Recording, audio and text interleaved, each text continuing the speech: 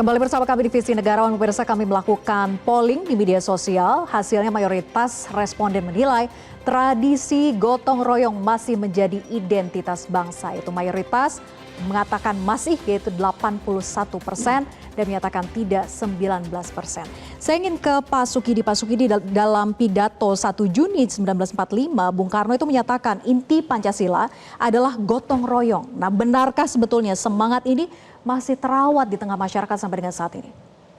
Memang pada pidato 1 Juni 1945 itu yang menandai pidato lahirnya Pancasila. Bung Karno memberikan satu penegasan bahwa negara yang hendak kita dirikan adalah negara gotong royong. Karena itu Bung Karno mengajak kita untuk menyelesaikan karya, gawe, usaha, amal secara bersama-sama. Semua untuk semua, dan untuk kebahagiaan bersama, untuk kesejahteraan bersama. Jadi gotong royong itu spiritnya memang untuk co-prosperity dan untuk co-happiness, untuk kebahagiaan bersama dan sekaligus untuk kesejahteraan bersama. Memang pada tingkat masyarakat di akar rumput, gotong royong itu masih berfungsi secara tradisional. Masyarakat mau mendirikan rumah, dikerjakan secara gotong royong. COVID juga mereka saling menopang satu sama lain. Ya. Kemudian ada tetangga yang meninggal, mereka sigap untuk membantu satu sama lain. Itu memang tercermin pada masyarakat yang masih di pedesaan. Di perkotaan tidak lagi? Di perkotaan saya kira mengalami satu erosi, satu kemunduran. Tapi kalau kita melihat gotong royong dari sudut pandang lain, maka sebenarnya tidak tercermin gotong royong yang diamanahkan oleh Bung Karno. Karena apa? Karena struktur ekonomi masyarakat kita itu justru mengalami satu kesenjangan. Ada kelas miskin, ada kelas kaya. Yang terbesar itu ada kelas tidak miskin, tapi juga kelas tidak kaya. Kelas menengah. Kelas menengah ini mau jadi kaya susahnya minta ampun, tapi mereka rentan untuk jatuh miskin. Nah, ini sebenarnya yang memberikan satu kekhawatiran. Karena apa? Karena proyeksi dan orientasi utama pemerintah untuk mengejar pertumbuhan ekonomi sambil mengesampingkan demokrasi dan bahkan membunuh demokrasi hanya menghasilkan satu struktur masyarakat yang timpang. Masyarakat miskin, masyarakat yang kaya tapi jumlahnya amat sangat sedikit.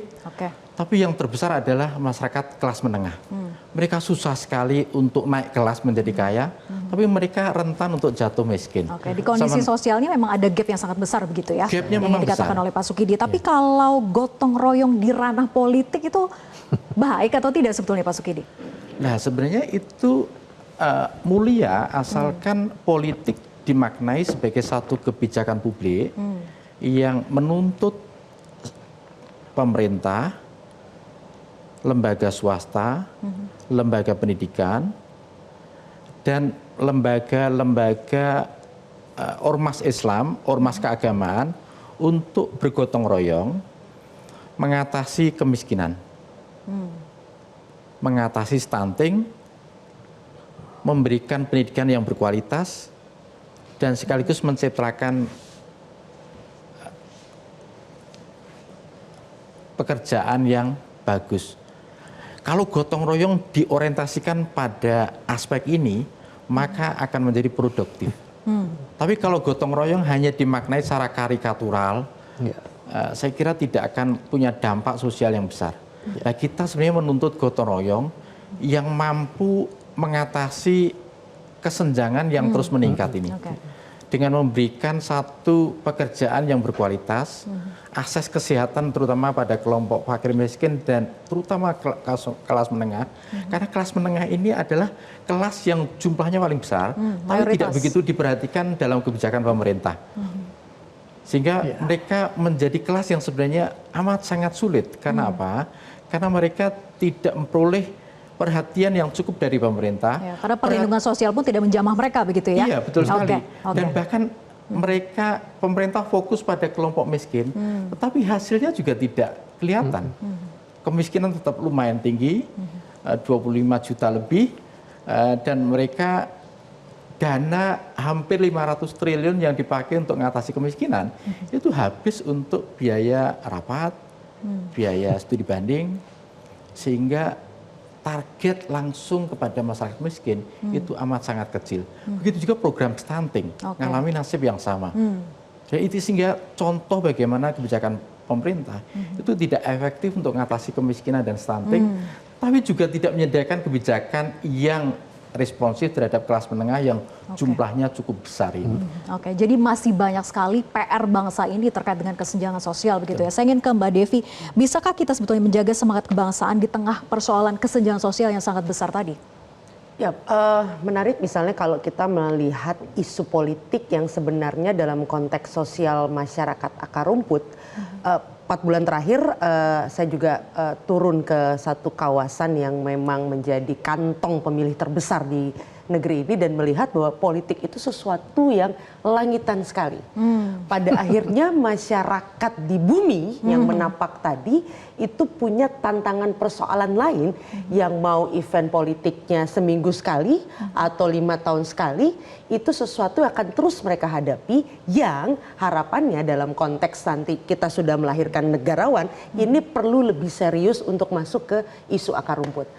Ada 2 persoalan yang akarnya cuma satu, yaitu persoalan sumber daya manusia. Ini sesuatu yang memang tidak seksi. Politisi manapun punya kecenderungan untuk menghindar dari isu SDM. Kenapa? Karena dampaknya itu baru 20 tahun paling cepat, 30 atau 40 tahun kalau belajar di negara-negara maju. Investasi jangka panjang ya. Jarang sekali orang mau pakai istilah cawe-cawe untuk urusan itu. Padahal ini akan jadi persoalan luar biasa. Salah satunya kalau kita kemarin bicara profil pemilih, 6 dari 10 pemilih Indonesia adalah anak muda. Dan tahu apa yang terjadi dengan anak muda hari ini? Mereka terjerat pada 2 isu yang sangat bahaya yang merupakan laten, tidak ada yang membicarakannya di ruang-ruang publik maupun ruang-ruang politik, yaitu satu judi online dan yang kedua pinjol. Ini 2 hal yang real, mau masyarakat yang di ujung manapun, kita mengingat penetrasi internet kita juga sangat baik, yang sayangnya tidak diimbangi dengan kemampuan sumber daya manusia kita untuk menilai konten mana yang bermanfaat buat saya, mana yang tidak, yang ujungnya ini akhirnya menjerat masyarakat yang lagi-lagi isu ini merupakan kesenjangan dengan isu besar, bicara visi, bicara politik dan sebagainya. Oleh karenanya harapan saya bagi pemerintah ke depan, tolong pilih saja isu-isu itu tidak terlalu banyak untuk pembangunan, pilih beberapa isu tapi tolong bangun sesuatu yang sifatnya sangat mendasar yang mudah-mudahan bisa melepaskan potensi terjerembabnya sumber daya manusia kita pada kubangan masalah yang jauh lebih besar di masa datang. Jadi sebetulnya tidak tersentuh apa yang menjadi akar persoalan itu sendiri begitu ya? Hari ini dalam konteks tadi pemilih, 6 dari 10 pemilih di Indonesia hari ini adalah masyarakat kita adalah orang muda. Yang mereka punya masalah 2 hal di bawah ini yang ujungnya nanti ada masalah mental health, ada tadi ada urusan kemiskinan yang sebenarnya tidak perlu harus menjadi miskin kalau sumber daya manusia ini paham betul tentang apa yang harus mereka kapitalisasi, bagaimana cara menjadi manusia yang produktif dan sebagainya, yang lagi-lagi jauh dari hingar-bingar politik. Ya, walaupun tadi dikatakan bahwa butuh lapangan pekerjaan, dikasih pekerjaan yang bagus, kalau memang kualitasnya juga dapat sudah uang, tapi kalau gitu ya. hasilnya selalu berhutang karena tidak ada pemahaman dan sebagainya, ujungnya yang tadi atau setiap istirahat bekerja mainnya judo. Ini problem real dan sekali lagi jarang dibicarakan. Oke. Saya ke Pak Haji. Pak Haji, banyak yang prihatin sebetulnya kehidupan modern kita saat ini bisa menggusur tradisi sosial yang menjadi potret empati dan keguyuban masyarakat kita. Nah, sebetulnya seberapa besar ancaman ini terhadap karakter kebangsaan kita? Ini saya sebenarnya suka pertanyaan ke Mas Sukidi tadi, mungkin ada urusannya dengan yang berikut ini ya. Gotong royong Mas Sukidi. Sebagai antropolog saya mewarisi tradisi riset dan tradisi analisis yang dibuat oleh Pak Kuncharaningrat ketika beliau melakukan riset mengenai gotong royong tahun 60-an di Jawa Tengah. Saat itu beliau sampaikan ya, sudah ada pergeseran yang luar biasa untuk mengatakan tradisi sekarang sudah berubah. Dan kalau dikaitkan dengan gotong royongnya Bung Karno, terutama Soekarno Muda, di awal abad 20, kondisinya beda sekali dengan yang sekarang. Jadi saya mau sampaikan yang Mas Sukidi beberkan tadi, sebenarnya intinya adalah gotong royong sudah nggak ada lagi, sudah berubah sama sekali. Kalau kita melihat pada yang pertama, di awal abad 20 ketika Soekarno Muda jalan-jalan ke pedesaan, melihat, merefleksikan kehidupan dia di pedesaan waktu itu gitu ya. Suasananya adalah suasana komunal ya istilahnya ya, di mana sumber daya alam itu dikuasai oleh komunitas bersama-sama. Sehingga yang namanya bekerja ya namanya sama-sama aja. Tidak ada terlibat secara masif, secara sistematis, terstruktur, uang. Nggak ada. Nggak ada TSM di situ ya? Nggak ada uang di situ ya. Jadi tidak melibatkan uang. Yang ada adalah prinsip yang kedua. Yang pertama komunalitas, di mana kepemilikan sumber daya alam itu dikontrol oleh komunitas. Yang kedua, prinsip yang menggerakkan mereka bekerja sama tadi, itu adalah prinsip resiprositas. Saya membantu Mbak Devi membantu Mas Sukidi membantu saya, putar begitu. Kalau suatu saat saya membantu Mbak Devi nggak membantu Mas Sukidi, rusak itu jalinan sosial, struktur sosialnya rusak. Karenanya semua orang saling mengontrol untuk itu berjalan tuh ikatan resiprositas satu sama lain. Itu yang dialami Soekarno Muda awal abad 20-an. Nah, ketika tadi disampaikan oleh Mas Sukidi, sekarang ideologinya kapitalis pasar. Sumber daya alam itu dikuasai oleh segelintir kelompok yang makin lama makin kuat, akumulatif, kemudian ada dikotomi yang menguasai makin berkuasa, yang enggak makin termarginalkan gitu. Prinsip resiprositas sudah nggak main lagi. Kalau saya mau kerja di tempat Mbak Devi harus sediakan upah buat saya, begitu-gitu kan. Nah, begitu sudah bermain uang, prinsipnya bukan resiprositas lagi, prinsipnya transaksi. Di politik juga gitu, bantu-membantu. Iya bantu-membantu, tapi prinsipnya bukan resiprositas, transaksional. Nah, apakah itu akan menggerus tadi apa, kepribadian bangsa kita ya, sebagai satu bangsa yang dibangun oleh Soekarno, oleh Bung Karno sebagai bangsa yang berdaulat, adil, makmur, prinsip-prinsip ekonominya gotong royong. Nah, kalau sekarang dilihat ya enggak mestinya. Karena ideologi kapitalisme pasar demikian menyeruak masuk. Nah, apakah itu sudah menggerogoti sendi-sendi berbangsa bernegara kita? Nah, kita mesti kritis lagi. Saya pikir salah satu bagian penting tadi adalah bagian penguasaan sumber daya oleh komunal, community. Nah, kalau sekarang community ditarik ke negara, nah bagaimana negara kemudian mengontrol resources tadi, sumber daya alam tadi, dan kemudian bisa mampu mendistribusikannya ke warga negara, ke individu anggota komunitas ya. Nah, ini persoalan yang saya rasa 50 tahun terakhir ini tidak begitu banyak dibicarakan orang. Jadi tidak ada political will-nya ya?